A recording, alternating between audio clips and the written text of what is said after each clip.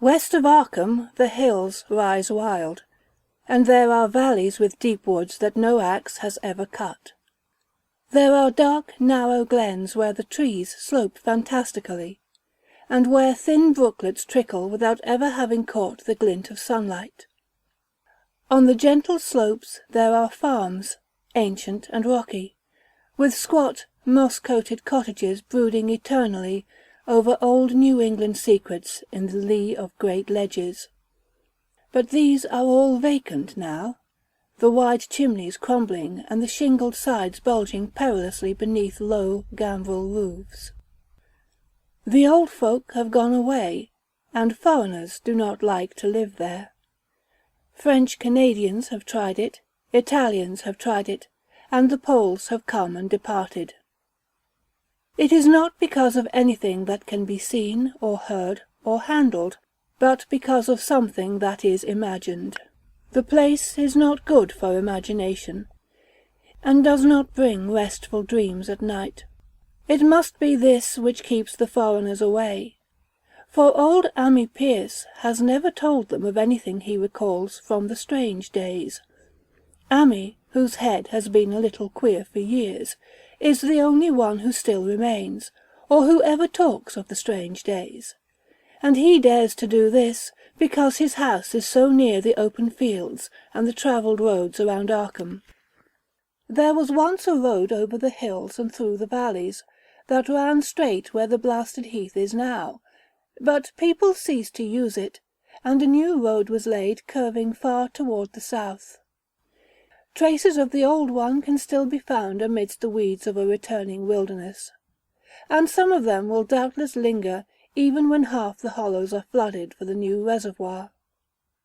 Then the dark woods will be cut down, and the blasted heath will slumber far below blue waters, whose surface will mirror the sky and ripple in the sun.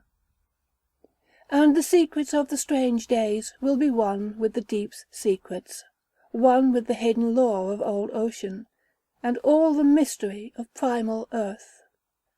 When I went into the hills and vales to survey for the new reservoir, they told me the place was evil. They told me this in Arkham. And because that is a very old town full of witch legends, I thought the evil must be something which grandams had whispered to children through centuries. The name Blasted Heath seemed to me very odd and theatrical, and I wondered how it had come into the folklore of a Puritan people. Then I saw that dark westward tangle of glens and slopes for myself, and ceased to wonder at anything besides its own elder mystery. It was morning when I saw it, but shadow lurked always there. The trees grew too thickly, and their trunks were too big for any healthy New England wood. There was too much silence in the dim alleys between them, and the floor was too soft with the dank moss and mattings of infinite years of decay. In the open spaces, mostly along the line of the old road, there were little hillside farms, sometimes with all the buildings standing, sometimes with only one or two, and sometimes with only a lone chimney or fast-filling cellar. Weeds and briars reigned, and furtive wild things rustled in the undergrowth. Upon everything was a haze of restlessness and oppression, a touch of the unreal and the grotesque, as if some vital element of perspective or chiaroscuro were awry. I did not wonder that the foreigners would not stay, for this was no region to sleep in. It was too much like a landscape of Salvator Rosa, too much like some forbidden woodcut in a tale of terror. But even this was not so bad as the blasted heath. I knew it the moment I came upon it at the bottom of a spacious valley, for no other name could fit such a thing, or any other thing fit such a name. It was as if the poet had coined the phrase from having seen this one particular region. It must, I thought as I viewed it, be the outcome of a fire. But why had nothing new ever grown over these 5 acres of grey desolation that sprawled open to the sky like a great spot eaten by acid in the woods and fields? It lay largely to the north of the ancient road line, but encroached a little on the other side. I felt an odd reluctance about approaching, and did so at last only because my business took me through and past it. There was no vegetation of any kind on that broad expanse, but only a fine grey dust or ash which no wind seemed ever to blow about. The trees near it were sickly and stunted, and many dead trunks stood or lay rotting at the rim. As I walked hurriedly by, I saw the tumbled bricks and stones of an old chimney and cellar on my right, and the yawning black maw of an abandoned well, whose stagnant vapours played strange tricks with the hues of the sunlight.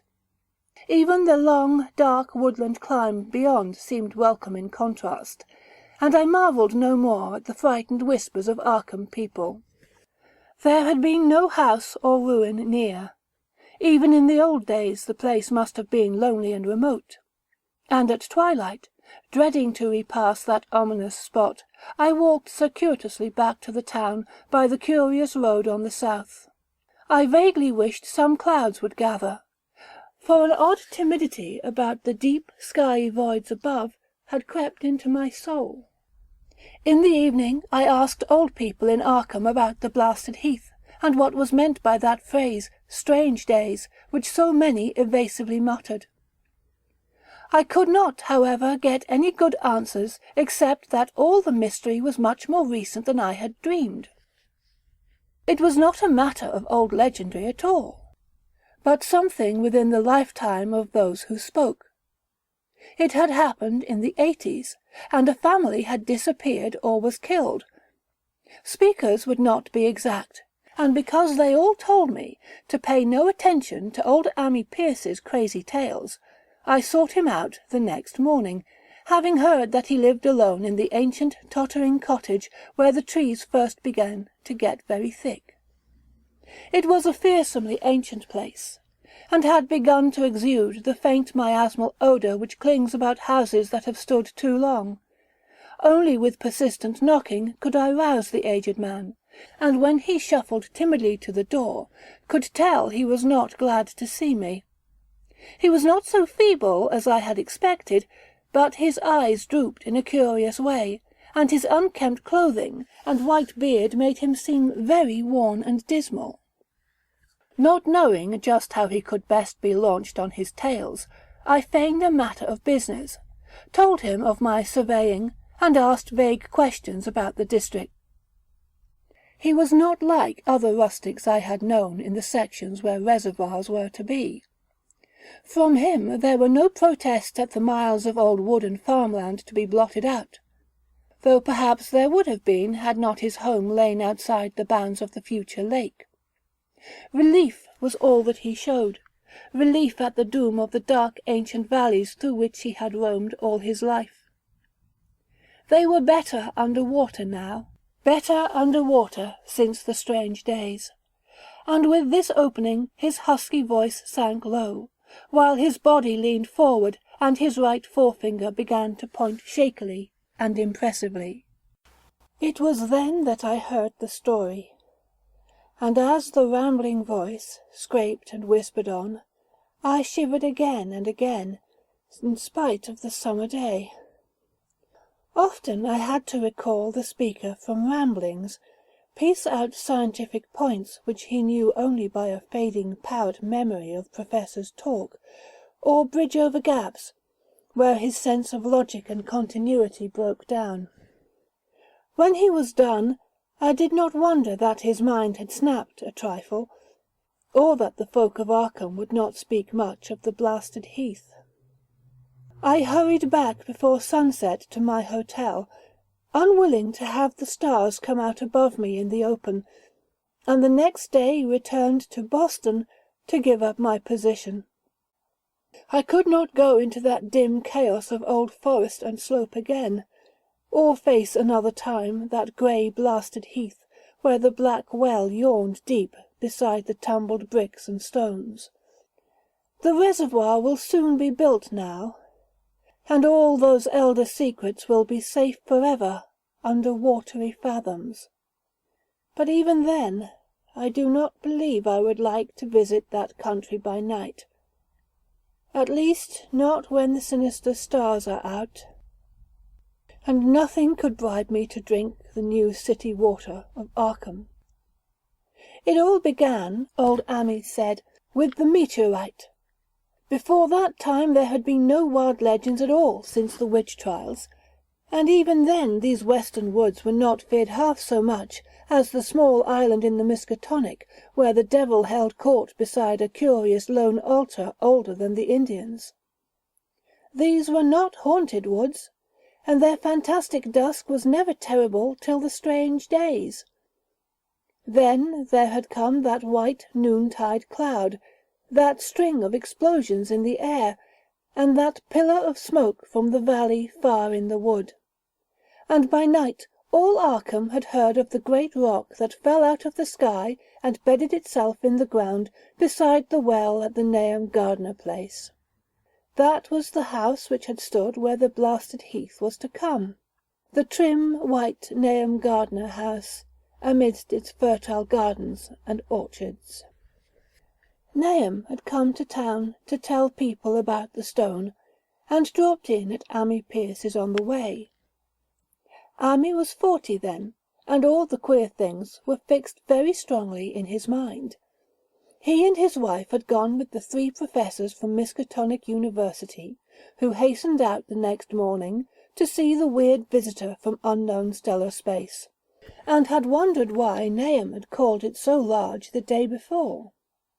It had shrunk, Nahum said, as he pointed out the big brownish mound above the ripped earth and charred grass near the archaic well-sweep in his front yard.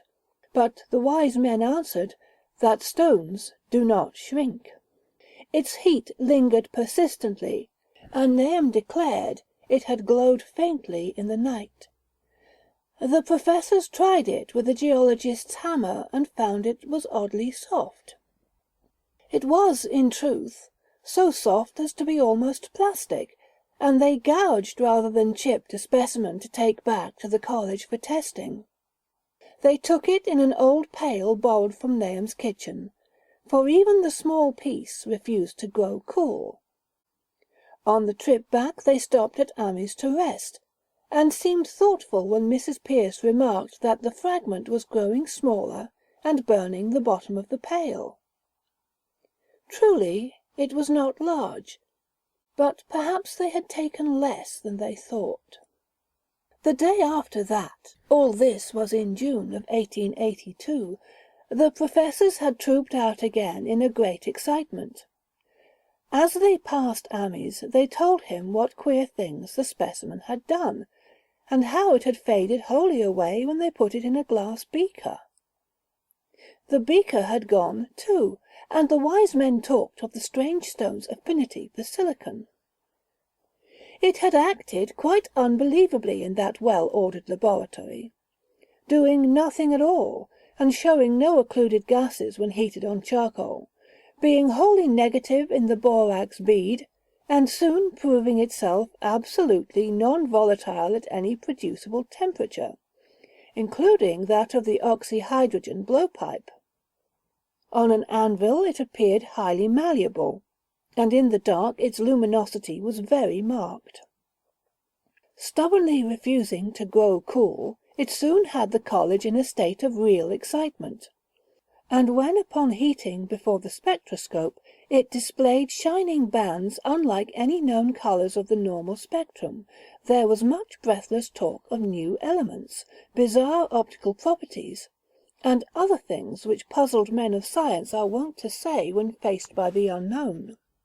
Hot as it was, they tested it in a crucible with all the proper reagents. Water did nothing, hydrochloric acid was the same. Nitric acid and even aqua regia merely hissed and spattered against its torrid invulnerability. Amy had difficulty in recalling all these things, but recognized some solvents as I mentioned them in the usual order of use. There were ammonia and caustic soda, alcohol and ether, nauseous carbon disulfide, and a dozen others. But although the weight grew slightly less as the time passed, and the fragment seemed to be slightly cooling, there was no change in the solvents to show that they had attacked the substance at all. It was a metal, though, beyond a doubt. It was magnetic, for one thing, and after its immersion in the acid solvents there seemed to be faint traces of the Widmanstatten figures found on meteoric iron. When the cooling had grown very considerable, the testing was carried on in glass, and it was in a glass beaker that they left all the chips made of the original fragment during the work. The next morning both chips and beaker were gone without trace, and only a charred spot marked the place on the wooden shelf where they had been. All this the professors told Ammi as they paused at his door, and once more he went with them to see the stony messenger from the stars, though this time his wife did not accompany him. It had now most certainly shrunk, and even the sober professors could not doubt the truth of what they saw. All around the dwindling brown lump near the well was a vacant space, except where the earth had caved in, and whereas it had been a good 7 feet across the day before, it was now scarcely 5. It was still hot, and the sages studied its surface curiously as they detached another and larger piece with hammer and chisel. They gouged deeply this time, and as they pried away the smaller mass, they saw that the core of the thing was not quite homogeneous. They had uncovered what seemed to be the side of a large coloured globule embedded in the substance. The colour, which resembled some of the bands in the meteor's strange spectrum, was almost impossible to describe, and it was only by analogy that they called it colour at all. Its texture was glossy, and upon tapping it appeared to promise both brittleness and hollowness. One of the professors gave it a smart blow with a hammer, and it burst with a nervous little pop. Nothing was emitted, and all trace of the thing vanished with the puncturing. It left behind a hollow spherical space about 3 inches across, and all thought it probable that others would be discovered as the enclosing substance wasted away. Conjecture was vain, so after a futile attempt to find additional globules by drilling, the seekers left again with their new specimen, which proved, however, as baffling in the laboratory as its predecessor. Aside from being almost plastic, having heat, magnetism, and slight luminosity, cooling slightly in powerful acids, possessing an unknown spectrum, wasting away in air, and attacking silicon compounds with mutual destruction as a result, it presented no identifying features whatsoever. And at the end of the tests, the college scientists were forced to own that they could not place it. It was nothing of this earth, but a piece of the great outside, and as such dowered with outside properties and obedient to outside laws. That night there was a thunderstorm, and when the professors went out to Nahum's the next day they met with a bitter disappointment. The stone, magnetic as it had been, must have had some peculiar electrical property, for it had drawn the lightning, as Nahum said, with a singular persistence. 6 times within an hour the farmers saw the lightning strike the furrow in the front yard, and when the storm was over nothing remained but a ragged pit by the ancient well-sweep, half choked with caved-in earth. Digging had borne no fruit, and the scientists verified the fact of the utter vanishment. The failure was total, so that nothing was left to do but go back to the laboratory and test again the disappearing fragment left carefully cased in lead. That fragment lasted a week, at the end of which nothing of value had been learned of it. When it had gone, no residue was left behind, and in time the professors felt scarcely sure they had indeed seen with waking eyes that cryptic vestige of the fathomless gulfs outside, that lone, weird message from other universes and other realms of matter, force, and entity. As was natural, The Arkham papers made much of the incident with its collegiate sponsoring, and sent reporters to talk with Nahum Gardner and his family. At least one Boston daily also sent a scribe, and Nahum quickly became a kind of local celebrity. He was a lean, genial person of about 50, living with his wife and 3 sons on the pleasant farmstead in the valley. He and Amy exchanged visits frequently, as did their wives, and Amy had nothing but praise for him after all these years. He seemed slightly proud of the notice his place had attracted, and talked often of the meteorite in the succeeding weeks. That July and August were hot, and Nahum worked hard at his haying in the 10-acre pasture across Chapman's Brook, his rattling wain wearing deep ruts in the shadowy lanes between. The labour tired him more than it had in other years, and he felt that age was beginning to tell on him. Then fell the time of fruit and harvest. The pears and apples slowly ripened, and Nahum vowed that his orchards were prospering as never before. The fruit was growing to phenomenal size and unwonted gloss, and in such abundance that extra barrels were ordered to handle the future crop. But with the ripening came sore disappointment, for of all that gorgeous array of specious lusciousness, not one single jot was fit to eat. Into the fine flavour of the pears and apples had crept a stealthy bitterness and sickishness, so that even the smallest bites induced a lasting disgust. It was the same with the melons and tomatoes, and Nahum sadly saw that his entire crop was lost. Quick to connect events, he declared that the meteorite had poisoned the soil, and thanked heaven that most of the other crops were in the upland lot along the road. Winter came early, and was very cold. Amy saw Nahum less often than usual, and observed that he had begun to look worried.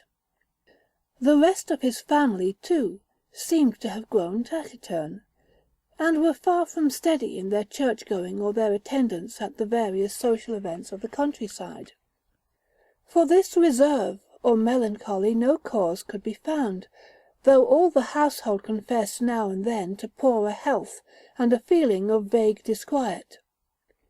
Nahum himself gave the most definite statement of anyone when he said he was disturbed about certain footprints in the snow.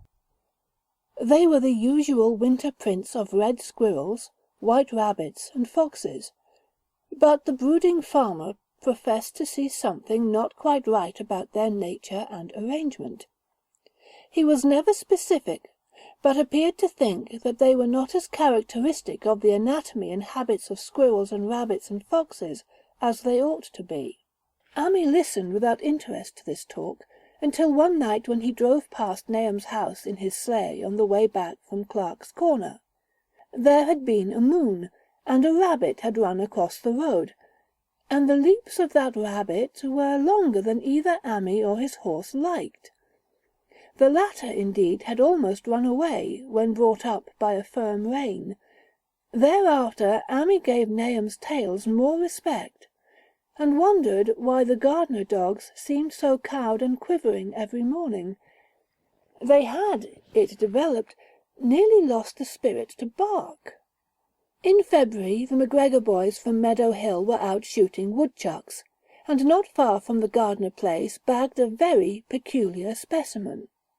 The proportions of its body seemed slightly altered in a queer way impossible to describe, while its face had taken on an expression which no one ever saw in a woodchuck before. The boys were genuinely frightened, and threw the thing away at once, so that only their grotesque tales of it ever reached the people of the countryside. But the shying of horses near Nahum's house had now become an acknowledged thing, and all the basis for a cycle of whispered legend was fast taking form. People vowed that the snow melted faster around Nahum's than it did anywhere else, and early in March there was an awed discussion in Potter's General Store at Clark's Corners. Stephen Rice had driven past Gardner's in the morning, and had noticed the skunk cabbages coming up through the mud by the woods across the road. Never were things of such size seen before, and they held strange colours that could not be put into any words. Their shapes were monstrous, and the horse had snorted at an odour which struck Stephen as wholly unprecedented. That afternoon several persons drove past to see the abnormal growth, and all agreed that plants of that kind ought never to sprout in a healthy world. The bad fruit of the fall before was freely mentioned, and it went from mouth to mouth that there was poison in Nahum's ground. Of course it was the meteorite, and remembering how strange the men from the college had found that stone to be, several farmers spoke about the matter to them. One day they paid Nahum a visit, but having no love of wild tales and folklore were very conservative in what they inferred. The plants were certainly odd, but all skunk cabbages are more or less odd in shape and hue. Perhaps some mineral element from the stone had entered the soil, but it would soon be washed away. And as for the footprints and frightened horses, of course this was mere country talk which such a phenomenon as the aerolite would be certain to start. There was really nothing for serious men to do in cases of wild gossip, for superstitious rustics will say and believe anything. And so all through the strange days the professors stayed away in contempt. Only one of them, when given 2 phials of dust for analysis in a police job over a year and a half later, recalled that the queer colour of that skunk cabbage had been very like one of the anomalous bands of light shown by the meteor fragment in the college spectroscope, and like the brittle globule found embedded in the stone from the abyss. The samples in this analysis case gave the same odd bands at first, though later they lost the property. The trees budded prematurely around Nahum's, and at night they swayed ominously in the wind. Nahum's second son Thaddeus, a lad of 15, swore that they swayed also when there was no wind, but even the gossips would not credit this. Certainly, however, restlessness was in the air. The entire Gardner family developed the habit of stealthy listening, though not for any sound which they could consciously name. The listening was, indeed, rather a product of moments when consciousness seemed half to slip away. Unfortunately, such moments increased week by week, till it became common speech that "something was wrong with all of Nahum's folks." When the early saxifrage came out, it had another strange colour, not quite like that of the skunk cabbage, but plainly related and equally unknown to anyone who saw it. Nahum took some blossoms to Arkham and showed them to the editor of the Gazette, but that dignitary did no more than write a humorous article about them, in which the dark fears of rustics were held up to polite ridicule. It was a mistake of Nahum's to tell a stolid city man about the way the great, overgrown mourning cloak butterflies behaved in connection with these saxifrages. April brought a kind of madness to the country folk, and began that disuse of the road past Nahum's which led to its ultimate abandonment. It was the vegetation. All the orchard trees blossomed forth in strange colours, and through the stony soil of the yard and adjacent pasturage there sprang up a bizarre growth which only a botanist could connect with the proper flora of the region. No sane, wholesome colours were anywhere to be seen except in the green grass and leafage, but everywhere were those hectic and prismatic variants of some diseased, underlying, primary tone without a place among the known tints of earth. The Dutchman's breeches became a thing of sinister menace, and the bloodroots grew insolent in their chromatic perversion. Amy and the Gardners thought that most of the colours had a sort of haunting familiarity, and decided that they reminded one of the brittle globule in the meteor. Nahum ploughed and sowed the 10-acre pasture and the upland lot, but did nothing with the land around the house. He knew it would be of no use, and hoped that the summer's strange growths would draw all the poison from the soil. He was prepared for almost anything now, and had grown used to the sense of something near him, waiting to be heard. The shunning of his house by neighbours told on him, of course, but it told on his wife more. The boys were better off, being at school each day, but they could not help being frightened by the gossip. Thaddeus, an especially sensitive youth, suffered the most. In May the insects came, and Nahum's place became a nightmare of buzzing and crawling. Most of the creatures seemed not quite usual in their aspects and motions, and their nocturnal habits contradicted all former experience. The Gardners took to watching at night, watching in all directions at random for something, they could not tell what. It was then that they owned that Thaddeus had been right about the trees. Mrs. Gardner was the next to see it from the window as she watched the swollen boughs of a maple against a moonlight sky. The boughs surely moved, and there was no wind. It must be the sap. Strangeness had come into everything growing now. Yet it was none of Nahum's family at all who made the next discovery.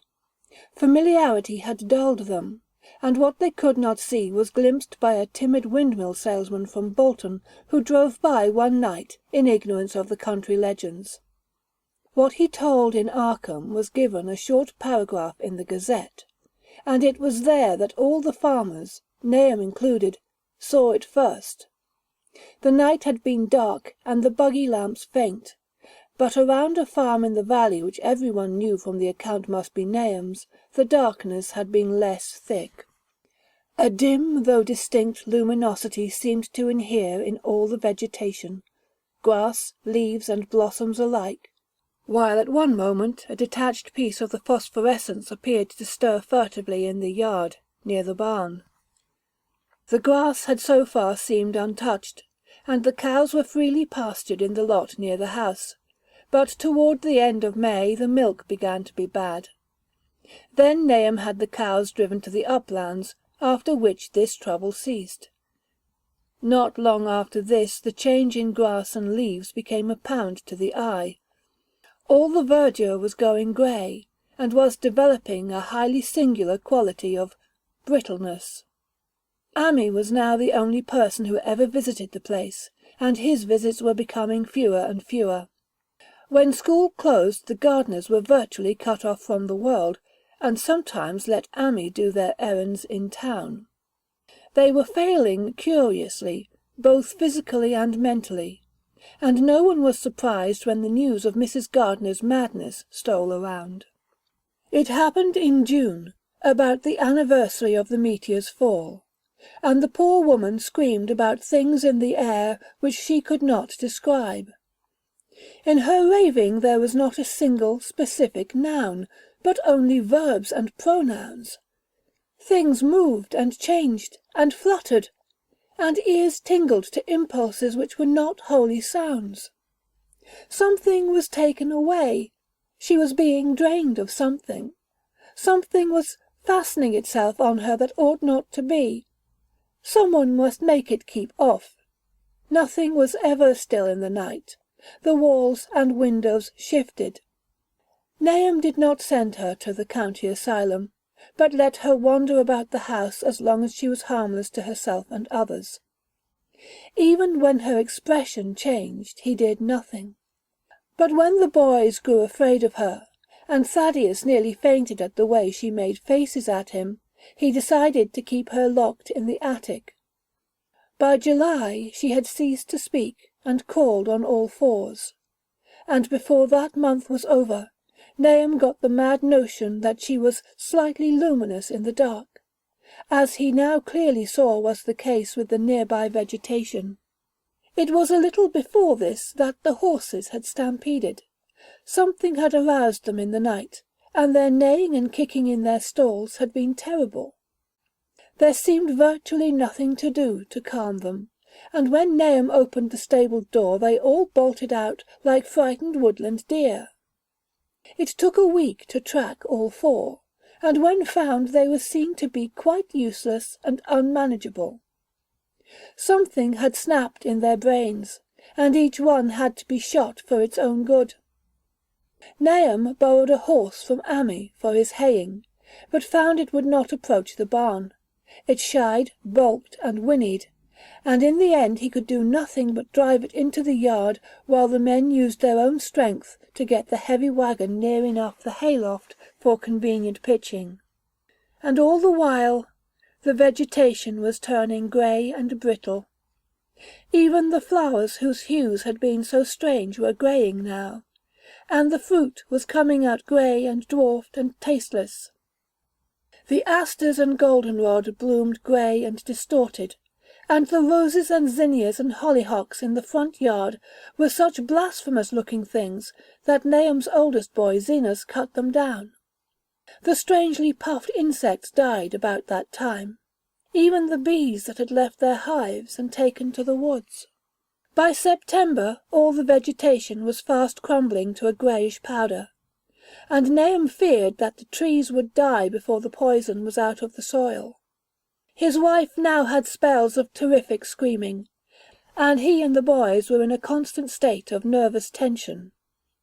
They shunned people now, and when school opened the boys did not go. But it was Ami, on one of his rare visits, who first realized that the well water was no longer good. It had an evil taste that was not exactly fetid, nor exactly salty, and Ami advised his friend to dig another well on higher ground to use, till the soil was good again. Nahum, however, ignored the warning, for he had by that time become calloused to strange and unpleasant things. He and the boys continued to use the tainted supply, drinking it as listlessly and mechanically as they ate their meagre and ill-cooked meals, and did their thankless and monotonous chores through the aimless days. There was something of stolid resignation about them all, as if they walked half in another world between lines of nameless guards to a certain and familiar doom.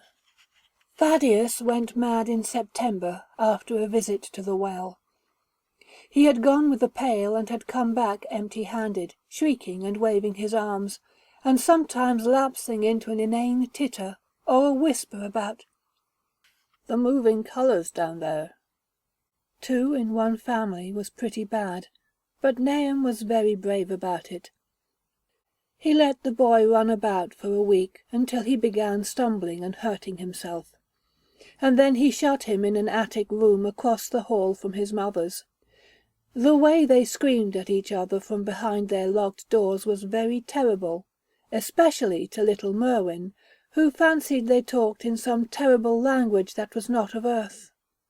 Merwin was getting frightfully imaginative, and his restlessness was worse after the shutting away of the brother who had been his greatest playmate. Almost at the same time the mortality among the livestock commenced. Poultry turned greyish and died very quickly, their meat being found dry and noisome upon cutting. Hogs grew inordinately fat, then suddenly began to undergo loathsome changes which no one could explain. Their meat was, of course, useless, and Nahum was at his wit's end. No rural veterinary would approach his place, and the city veterinary from Arkham was openly baffled. The swine began growing grey and brittle and falling to pieces before they died, and their eyes and muzzles developed singular alterations. It was very inexplicable, for they had never been fed from the tainted vegetation. Then something struck the cows. Certain areas, or sometimes the whole body, would be uncannily shriveled or compressed, and atrocious collapses or disintegrations were common.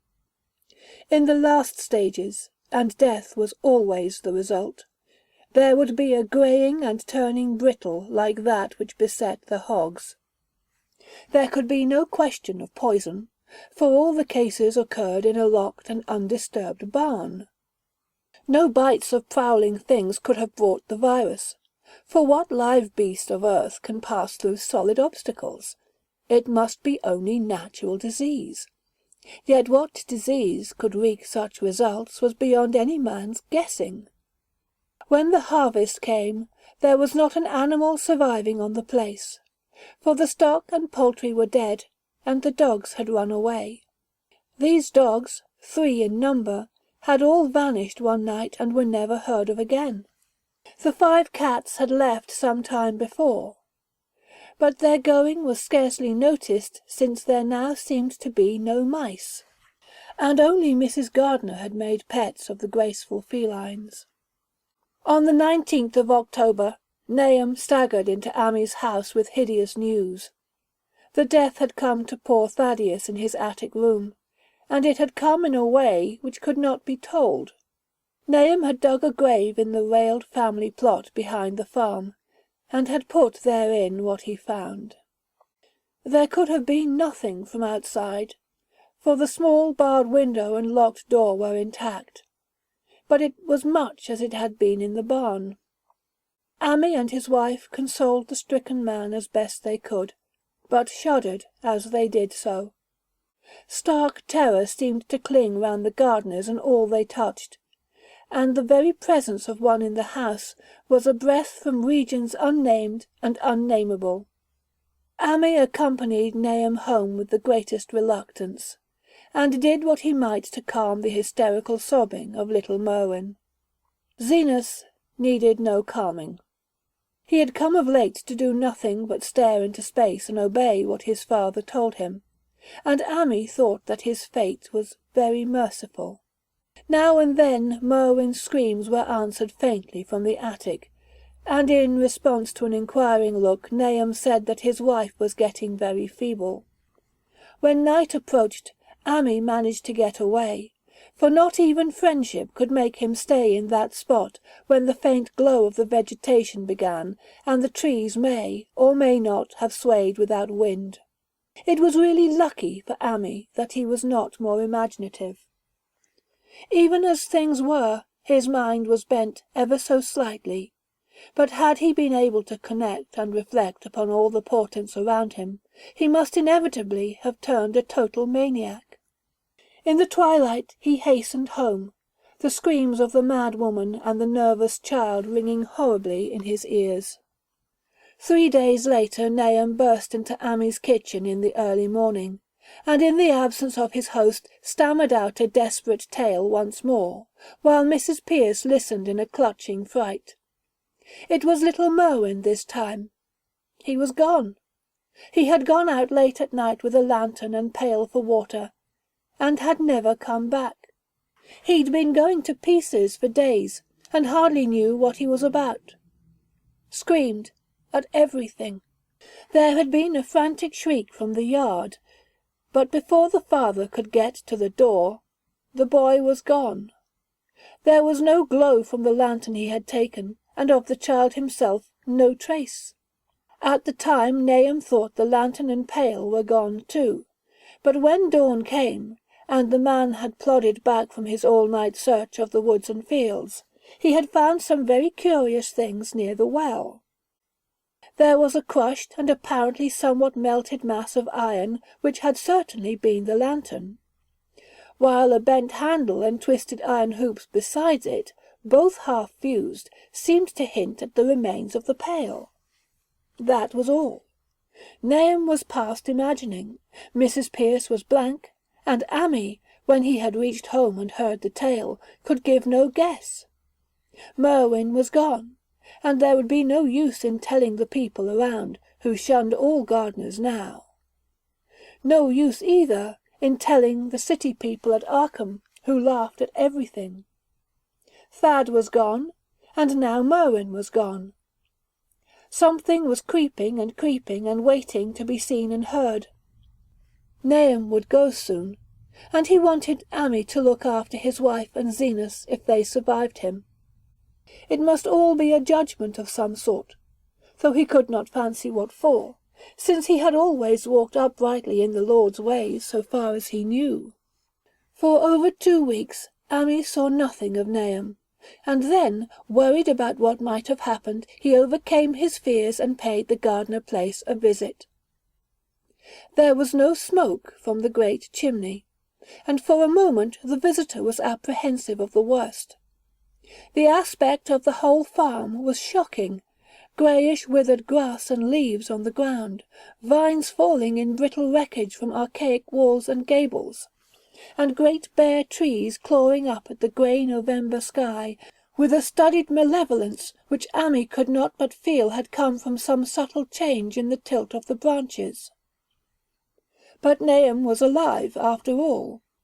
He was weak, and lying on a couch in the low-ceiled kitchen, but perfectly conscious and able to give simple orders to Zenas. The room was deadly cold, and as Amy visibly shivered, the host shouted huskily to Zenas for more wood. Wood, indeed, was sorely needed, since the cavernous fireplace was unlit and empty, with a cloud of soot blowing about in the chill wind that came down the chimney. Presently Nahum asked him if the extra wood had made him any more comfortable, and then Amy saw what had happened. The stoutest cord had broken at last, and the hapless farmer's mind was proof against more sorrow. Questioning tactfully, Amy could get no clear data at all about the missing Zenas. "In the well. He lives in the well," was all that the clouded father would say. Then there flashed across the visitor's mind a sudden thought of the mad wife, and he changed his line of inquiry. "Nabby? Why, here she is," was the surprised response of poor Nahum, and Amy soon saw that he must search for himself.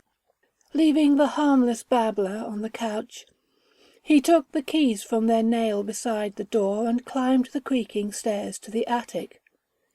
It was very close and noisome up there, and no sound could be heard from any direction. Of the 4 doors in sight, only one was locked, and on this he tried various keys of the ring he had taken.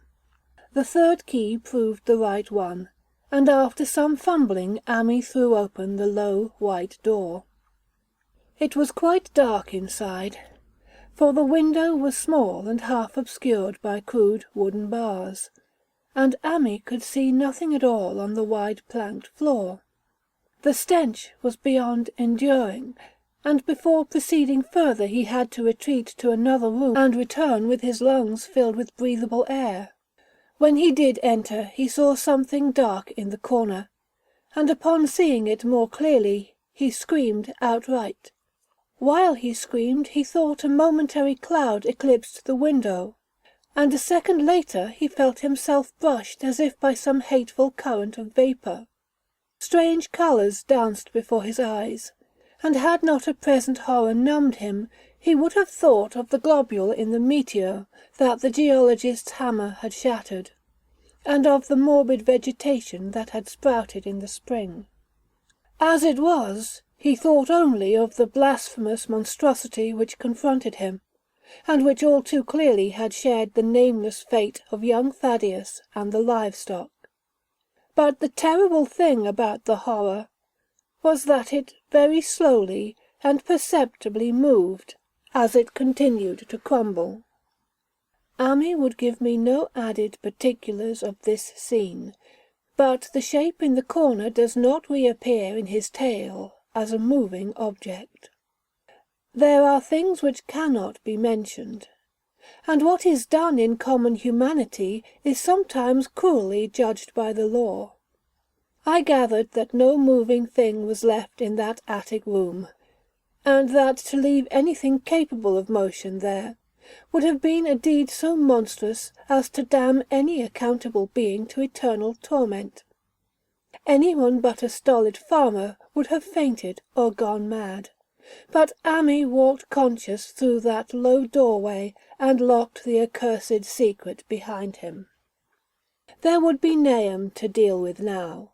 He must be fed and tended, and removed to some place where he could be cared for. Commencing his descent of the dark stairs, Amy heard a thud below him. He even thought a scream had been suddenly choked off, and recalled nervously the clammy vapour which had brushed by him in that frightful room above. What presence had his cry and entry started up? Halted by some vague fear, he heard still further sounds below. Indubitably there was a sort of heavy dragging, and a most detestably sticky noise, as of some fiendish and unclean species of suction. With an associative sense goaded to feverish heights, he thought unaccountably of what he had seen upstairs. Good God! What eldritch dream-world was this into which he had blundered? He dared move neither backward nor forward, but stood there trembling at the black curve of the boxed-in staircase. Every trifle of the scene burned itself into his brain. The sounds, the sense of dread expectancy, the darkness, the steepness of the narrow step, and merciful heaven! The faint but unmistakable luminosity of all the woodwork in sight.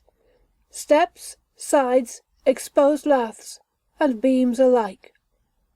Then there burst forth a frantic whinny from Ammy's horse outside, followed at once by a clatter which told of a frenzied runaway. In another moment horse and buggy had gone beyond earshot, leaving the frightened man on the dark stairs to guess what had sent them. But that was not all. There had been another sound out there, a sort of liquid splash.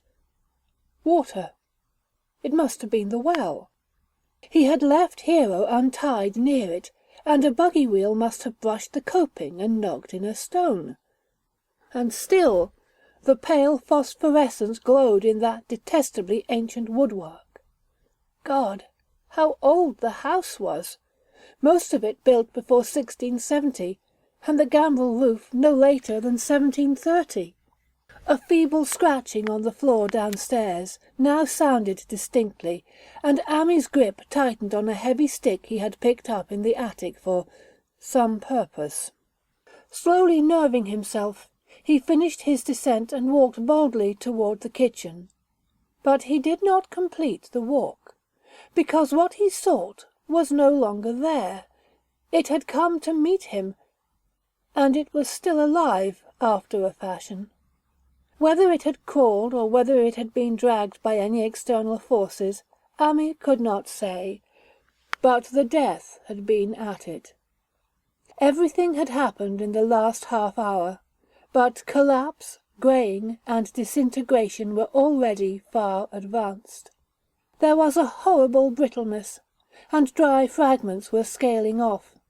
Ammy could not touch it, but looked horridly into the distorted parody that had been a face. "What was it, Nem? What was it?" he whispered, and the cleft, bulging lips were just able to crackle out a final answer. "Nothing. Nothing.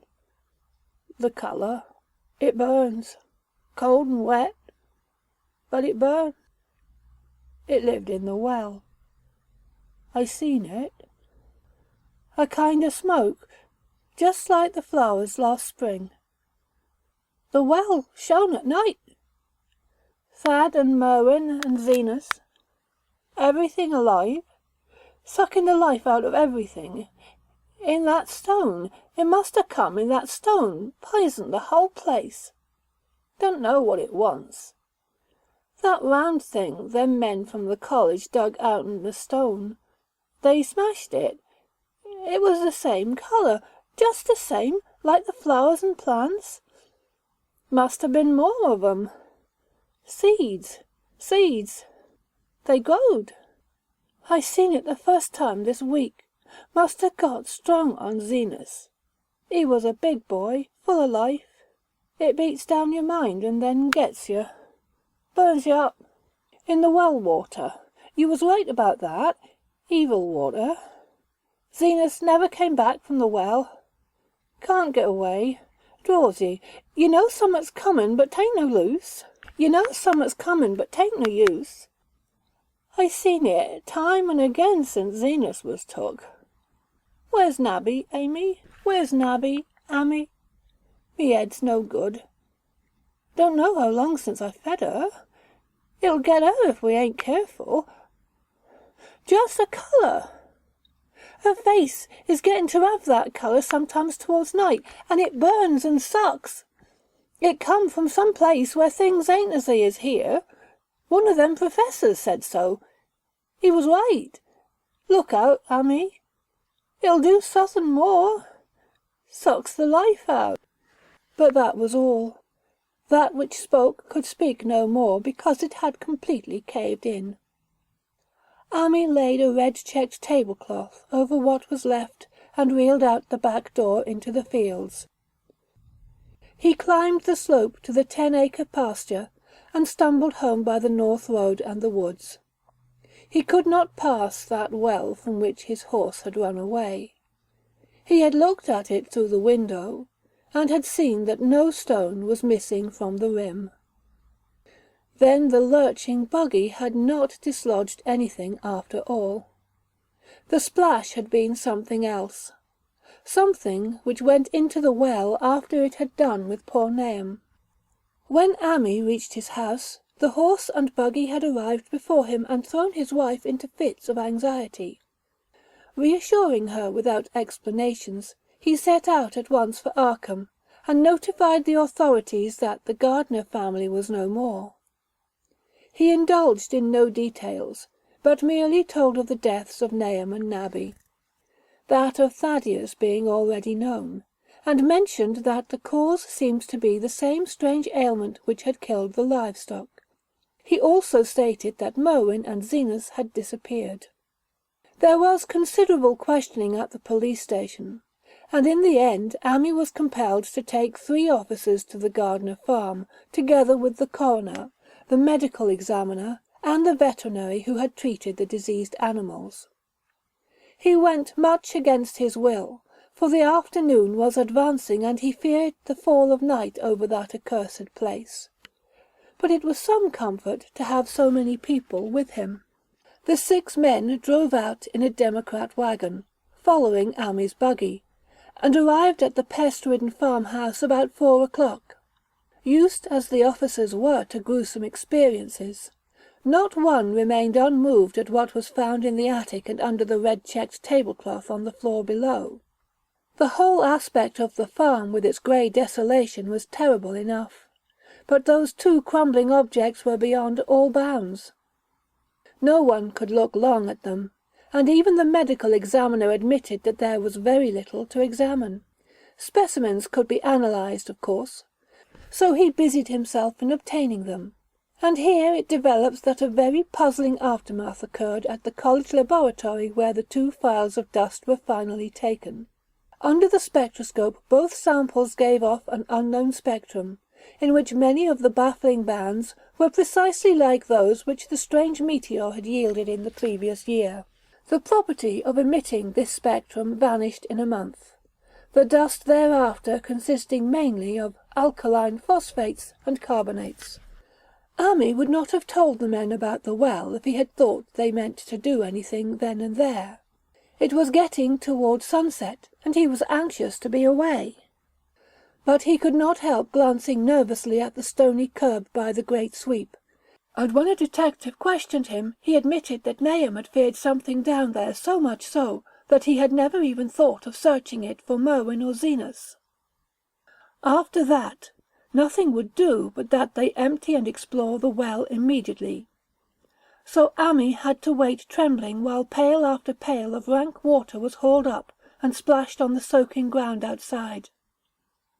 The men sniffed in disgust at the fluid, and toward the last held their noses against the fetor they were uncovering. It was not so long a job as they had feared it would be, since the water was phenomenally low. There is no need to speak too exactly of what they found. Merwin and Zenas were both there, in part, though the vestiges were mainly skeletal. There were also a small deer and a large dog in about the same state, and a number of bones of small animals. The ooze and slime at the bottom seemed inexplicably porous and bubbling, and a man who descended on handholds with a long pole found that he could sink the wooden shaft to any depth in the mud of the floor without meeting any solid obstruction. Twilight had now fallen, and lanterns were brought from the house. Then, when it was seen that nothing further could be gained from the well, everyone went indoors and conferred in the ancient sitting-room, while the intermittent light of a spectral half-moon played wanly on the grey desolation outside. The men were frankly nonplussed by the entire case, and could find no convincing common element to link the strange vegetable conditions, the unknown disease of livestock and humans, and the unaccountable deaths of Merwin and Zenas in the tainted well. They had heard the common country talk, it is true, but could not believe that anything contrary to natural law had occurred. No doubt the meteor had poisoned the soil, but the illness of persons and animals who had eaten nothing grown in that soil was another matter. Was it the well water? Very possibly. It might be a good idea to analyze it. But what peculiar madness could have made both boys jump into the well? Their deeds were so similar, and the fragments showed that they had both suffered from the grey, brittle death. Why was everything so grey and brittle? It was the coroner, seated near a window overlooking the yard, who first noticed the glow about the well. Night had fully set in, and all the abhorrent grounds seemed faintly luminous with more than the fitful moonbeams. But this new glow was something definite and distinct. It appeared to shoot up from the black pit like a softened ray from a searchlight, giving dull reflections in the little ground pools where the water had been emptied.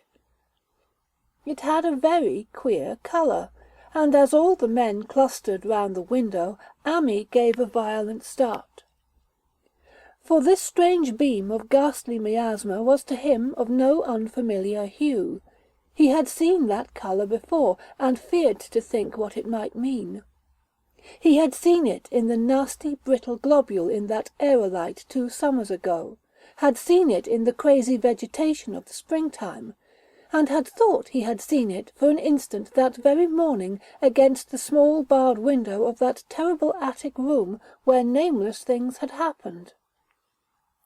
It had flashed there a second, and a clammy and hateful current of vapour had brushed past him. And then poor Nahum had been taken by something of that colour. He had said so at the last, said it was like the globule and the plants.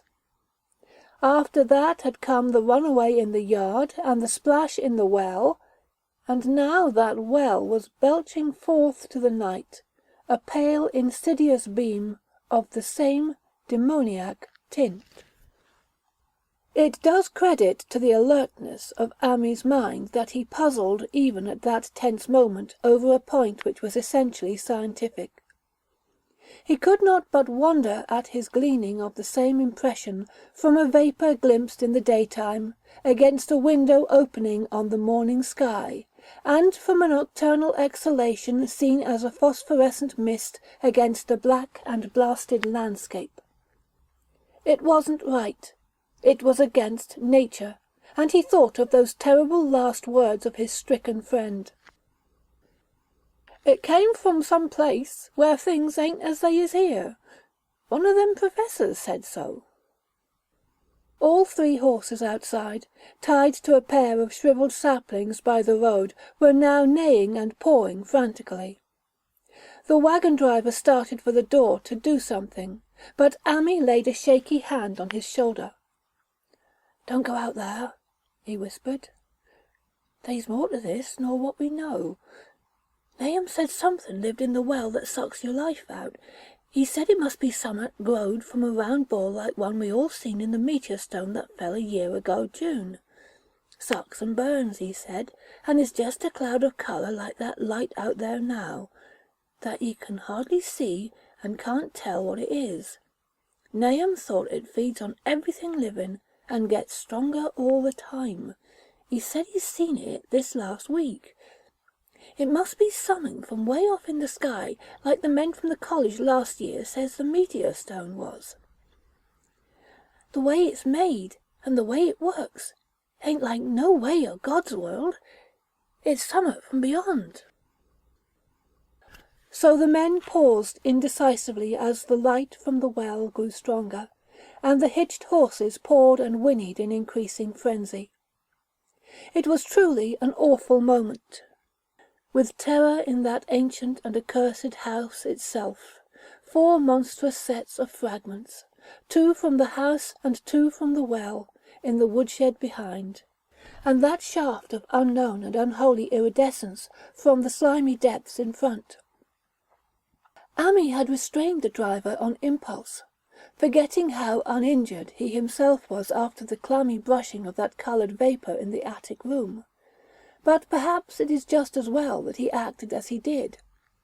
No one will ever know what was abroad that night, and though the blasphemy from beyond had not so far hurt any human of unweakened mind, there is no telling what it might not have done at that last moment, and with its seemingly increased strength, and the special signs of purpose it was soon to display beneath the half-clouded moonlit sky. All at once, one of the detectives at the window gave a short, sharp gasp. The others looked at him, and then quickly followed his own gaze upward to the point at which its idle straying had been suddenly arrested. There was no need for words. What had been disputed in country gossip was disputable no longer, and it is because of the thing which every man of that party agreed in whispering later on, that the strange days are never talked about in Arkham. It is necessary to premise that there was no wind at that hour of the evening. One did arise not long afterward, but there was absolutely none then. Even the dry tips of the lingering hedge mustard, grey and blighted, and the fringe on the roof of the standing Democrat wagon were unstirred. And yet, amid that tense, godless calm, the high bare boughs of all the trees in the yard were moving. They were twitching morbidly and spasmodically, clawing in convulsive and epileptic madness at the moonlit clouds, scratching impotently in the noxious air as if jerked by some allied and bodiless line of linkage with subterrane horrors writhing and struggling below the black roots. Not a man breathed for several seconds. Then a cloud of darker depth passed over the moon, and the silhouette of clutching branches faded out momentarily. At this there was a general cry, muffled with awe, but husky and almost identical from every throat. For the terror had not faded with the silhouette, and in a fearsome instant of deeper darkness, the watchers saw wriggling at that tree-top height 1,000 tiny points of faint and unhallowed radiance, tipping each bough like the fire of St. Elmo's, or the flames that had come down on the apostles' heads at Pentecost. It was a monstrous constellation of unnatural light, like a glutted swarm of corpse-fed fireflies, dancing hellish sarabands over an accursed marsh. And its colour was the same nameless intrusion which Ammi had come to recognize and dread. All the while the shaft of phosphorescence from the well was getting brighter and brighter, bringing to the minds of the huddled men a sense of doom and abnormality which far outraced any image their conscious minds could form. It was no longer shining out, it was pouring out, and as the shapeless stream of unplaceable colour left the well, it seemed to flow directly into the sky. The veterinary shivered, and walked to the front door to drop the heavy extra bar across it. Ammi shook no less, and had to tug and point for lack of controllable voice when he wished to draw notice to the growing luminosity of the trees. The neighing and stamping of the horses had become utterly frightful, but not a soul of that group in the old house would have ventured forth for any earthly reward. With the moments the shining of the trees increased, while their restless branches seemed to strain more and more towards verticality. The wood of the well-sweep was shining now, and presently a policeman dumbly pointed to some wooden sheds and beehives near the stone wall on the west. They were commencing to shine too, though the tethered vehicles of the visitors seemed so far unaffected. Then there was a wild commotion and clopping in the road, and as Amy quenched the lamp for better seeing, they realized that the span of frantic greys had broken their sapling and run off with the Democrat wagon. The shock served to loosen several tongues, and embarrassed whispers were exchanged. "It spreads on everything organic that's been around here," muttered the medical examiner. No one replied, but the man who had been in the well gave a hint that his long pole must have stirred up something intangible. "It was awful," he added. "There was no bottom at all, just ooze and bubbles and the feeling of something lurking under there." Amy's horse still pawed and screamed deafeningly in the road outside, and nearly drowned its owner's faint quaver as he mumbled his formless reflections. "It come from that stone. It growed down there. It got everything living. It fed itself on 'em, mind and body. Thad and Merwin, Zenas and Nabby. Nahum was the last. They all drunk the water. It got strong on 'em. It come from beyond, where things ain't like they be here. Now, it's going home." At this point, as the column of unknown colour flared suddenly stronger and began to weave itself into fantastic suggestions of shape which each spectator described differently, there came from poor tethered Hero such a sound as no man before or since ever heard from a horse. Every person in that low-pitched sitting-room stopped his ears, and Amy turned away from the window in horror and nausea. Words could not convey it. When Amy looked out again, the hapless beast lay huddled inert on the moonlit ground between the splintered shafts of the buggy. That was the last of Hero till they buried him next day. But the present was no time to mourn, for almost at this instant a detective silently called attention to something terrible in the very room with them.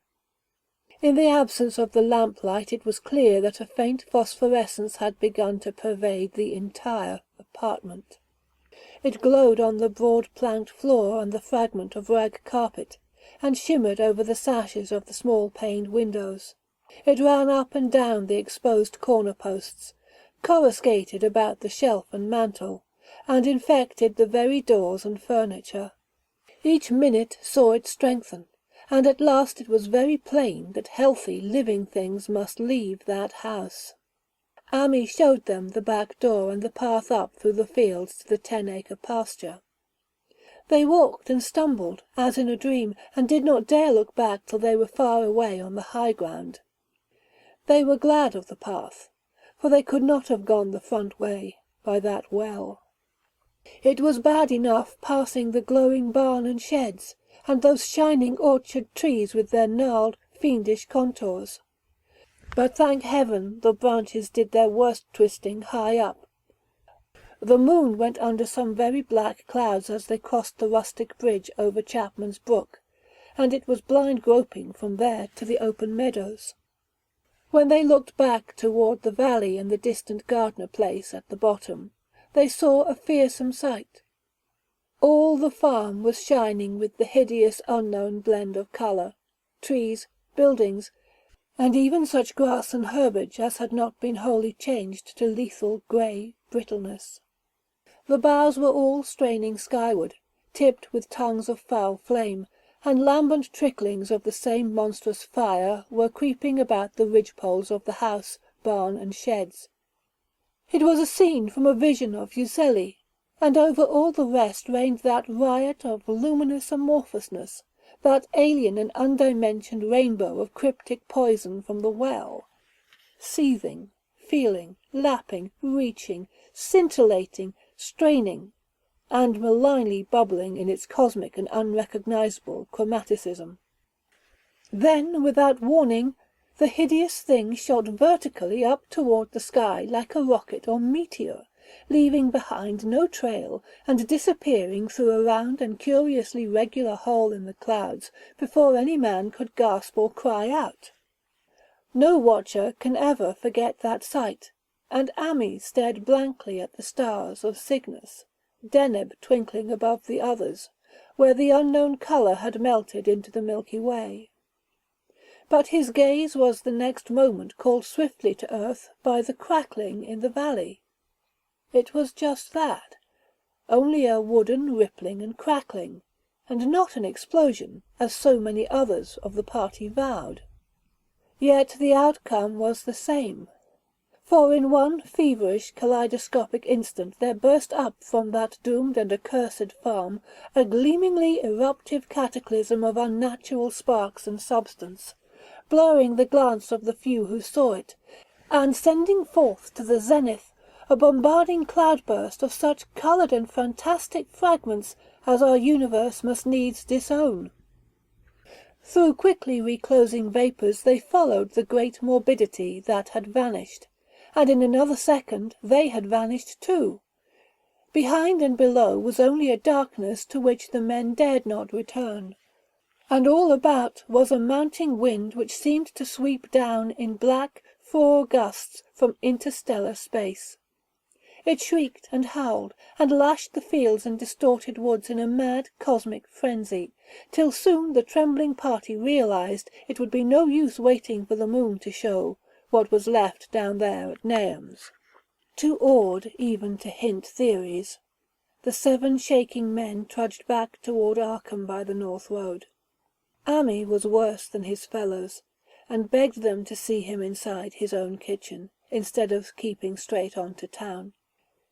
He did not wish to cross the blighted, wind-whipped woods alone to his home on the main road, for he had had an added shock that the others were spared, and was crushed forever with a brooding fear he dared not even mention for many years to come. As the rest of the watchers on that tempestuous hill had stolidly set their faces toward the road, Ami had looked back an instant at the shadowed valley of desolation so lately sheltering his ill-starred friend. And from that stricken, far-away spot he had seen something feebly rise, only to sink down again upon the place from which the great shapeless horror had shot into the sky. It was just a colour, but not any colour of our earth or heavens. And because Ami recognized that colour, and knew that this last faint remnant must still lurk down there in the well, he has never been quite right since. Ami would never go near the place again. It is 44 years now since the horror happened, but he has never been there, and will be glad when the new reservoir blots it out. I shall be glad too, for I do not like the way the sunlight changed colour around the mouth of that abandoned well I passed. I hope the water will always be very deep, but even so, I shall never drink it. I do not think I shall visit the Arkham country hereafter. 3 of the men who had been with Ami returned the next morning to see the ruins by daylight. But there were not any real ruins. Only the bricks of the chimney, the stones of the cellar, some mineral and metallic litter here and there, and the rim of that nefandous well. Save for Ami's dead horse, which they towed away and buried, and the buggy which they shortly returned to him, everything that had ever been living had gone. 5 eldritch acres of dusty grey desert remained, nor has anything ever grown there since. To this day it sprawls open to the sky, like a great spot eaten by acid in the woods and fields, and the few who have ever dared glimpse it, in spite of the rural tales, have named it the blasted heath. The rural tales are queer. They might be even queerer if city men and college chemists could be interested enough to analyze the water from that disused well, or the grey dust that no wind seems to disperse. Botanists, too, ought to study the stunted flora on the borders of that spot, for they might shed light on the country notion that the blight is spreading, little by little, perhaps an inch a year. People say the colour of the neighbouring herbage is not quite right in the spring, and that wild things leave queer prints in the light winter snow. Snow never seems quite so heavy on the blasted heath as it is elsewhere. Horses, the few that are left in this motor age, grow skittish in the silent valley, and hunters cannot depend on their dogs too near the splotch of greyish dust. They say the mental influences are very bad too. Numbers went queer in the years after Nahum's taking, and always they lacked the power to get away. Then the stronger-minded folk all left the region, and only the foreigners tried to live in the crumbling old homesteads. They could not stay, though, and one sometimes wonders what insight beyond ours their wild, weird stories of whispered magic have given them. Their dreams at night, they protest, are very horrible in that grotesque country, and surely the very look of the dark realm is enough to stir a morbid fancy. No traveller has ever escaped a sense of strangeness in those deep ravines, and artists shiver as they paint thick woods whose mystery is as much of the spirits as of the eye. I myself am curious about the sensation I derived from my one lone walk before Ami told me his tale. When twilight came, I had vaguely wished some clouds would gather, for an odd timidity about the deep, skiey voids above had crept into my soul. Do not ask me for my opinion. I do not know. That is all. There was no one but Ami to question, for Arkham people will not talk about the strange days, and all 3 professors who saw the aerolite and its coloured globule are dead. There were other globules, depend upon that. One must have fed itself and escaped, and probably there was another which was too late. No doubt it is still down the well. I know that there was something wrong with the sunlight I saw above the miasmal brink. The rustics say the blight creeps an inch a year, so perhaps there is a kind of growth or nourishment even now.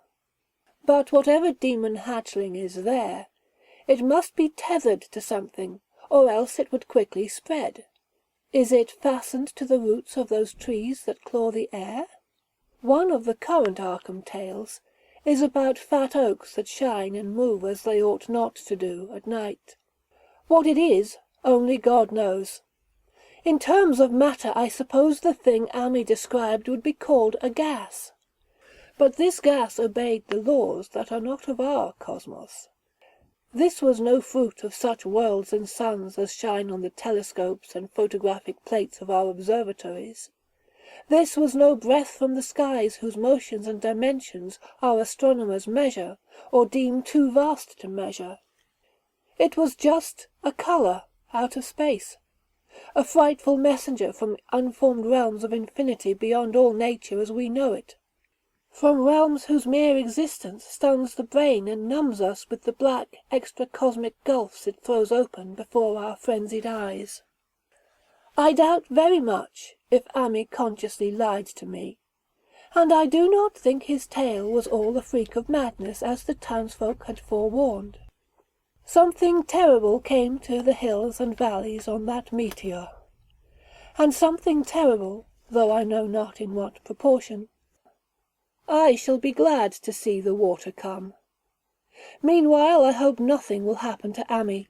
He saw so much of the thing, and its influence was so insidious. Why has he never been able to move away?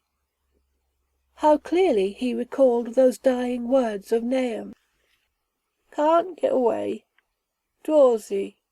You know summat's comin', but 'tain't no use." Ami is such a good old man. When the reservoir gang gets to work I must write the chief engineer to keep a sharp watch on him. I would hate to think of him as the grey, twisted, brittle monstrosity which persists more and more in troubling my sleep.